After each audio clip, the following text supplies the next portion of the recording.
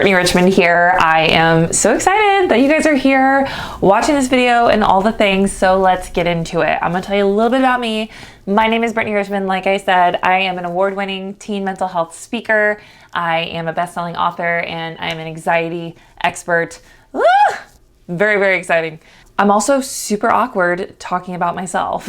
I would much rather talk about you and your students and everything that I can do, if there's anything, to support them in their mental and emotional health. That's what I love to do. My main mission here is to let students know that they are not alone and that they have hope and value. So my background is I'm actually a former school counselor, but when I speak professionally, I am not up there in the capacity of a counselor or a psychologist or a therapist. So I'm not spitting facts and clinical jargon at these teenagers. That's not what I like to do.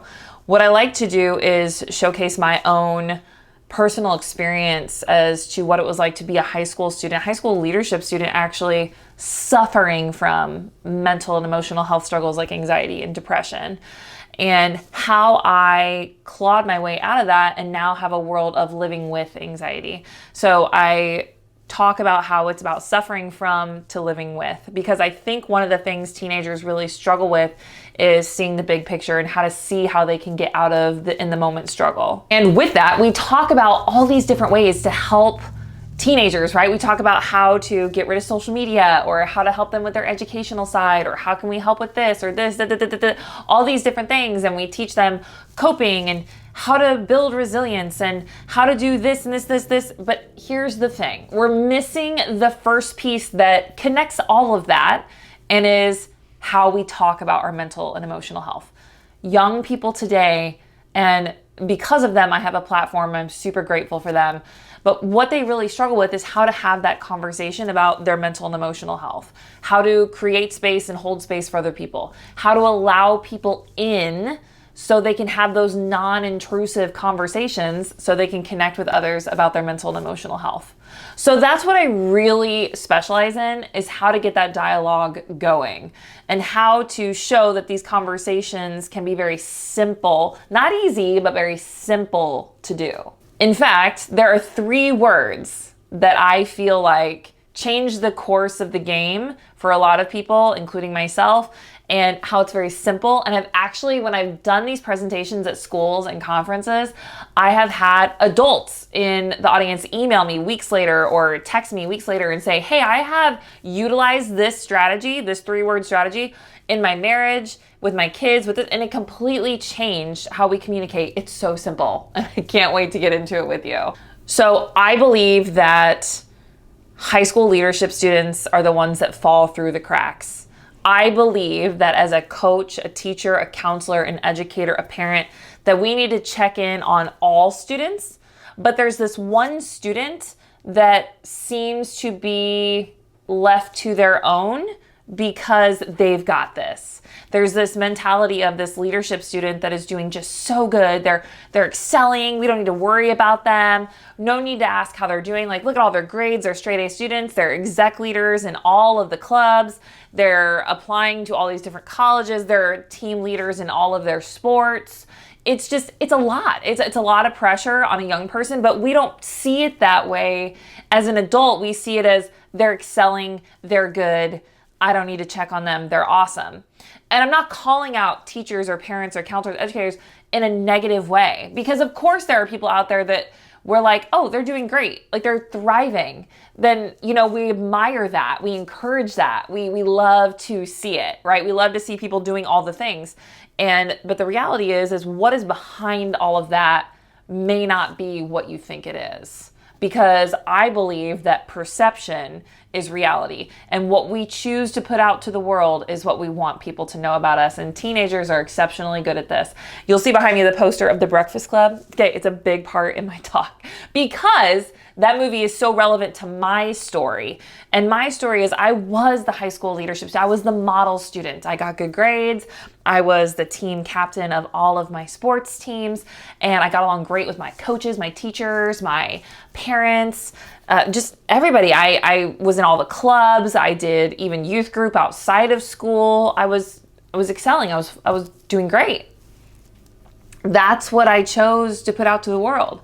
I was even friends with everybody. And I just wanted to, constantly in this pursuit of perfection, right? Constantly in this pursuit of I'm fine, right? Because when we ask people how they're doing, it's very much the next response is, I'm fine. I'm fine. I'm fine. Things are good. So my question to you, friend, is just ask yourself, have you ever said I'm fine, but that wasn't really the case? And I guarantee you, I'm 99.9% sure, without even seeing you in person right now, that you're thinking about moments in your life where you said I'm fine, but that was not true.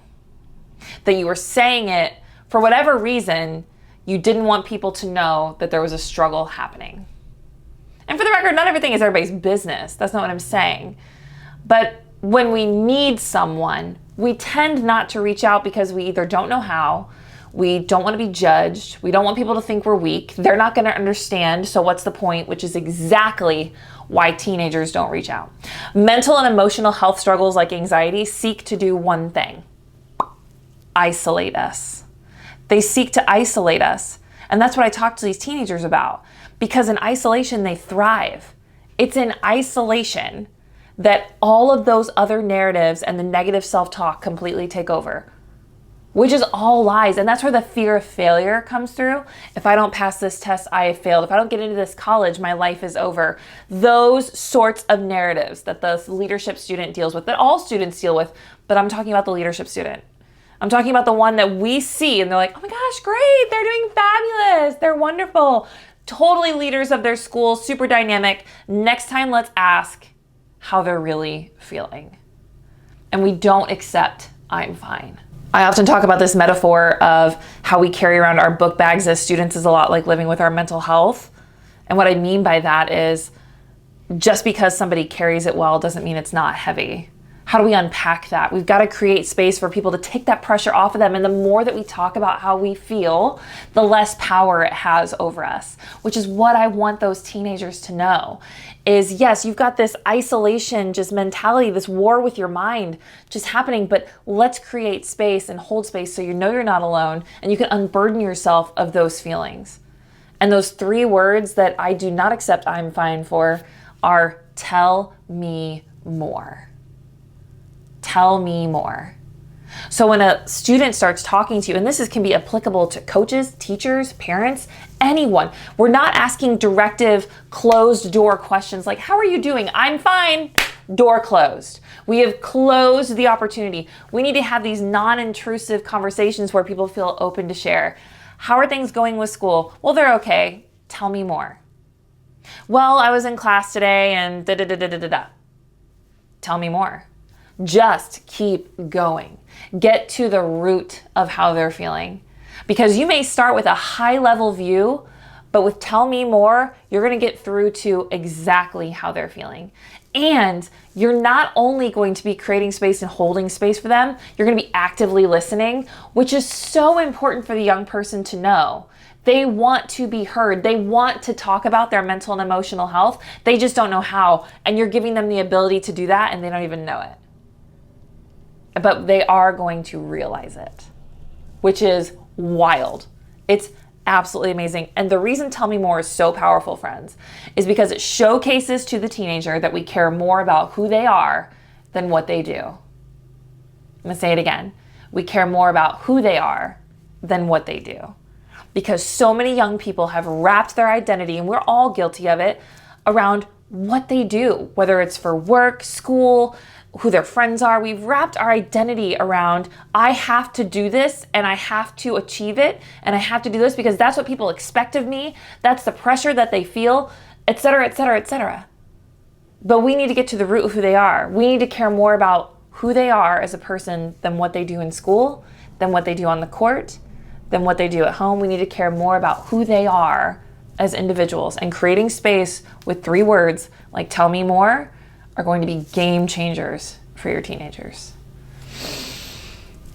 I hope that was helpful. And I feel like we could talk about this all day because I love talking about it. So however I can help support you in whatever fashion that is, let me know, because that is one of the things I love to do when I'm speaking in front of students is I'm creating these conversations between their peers with already the discussion of tell me more.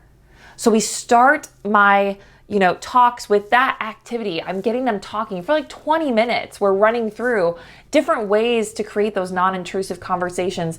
And then I tell my story, and then I show how having those conversations actually take away the isolation piece, which is the goal of anxiety, is to keep you in here.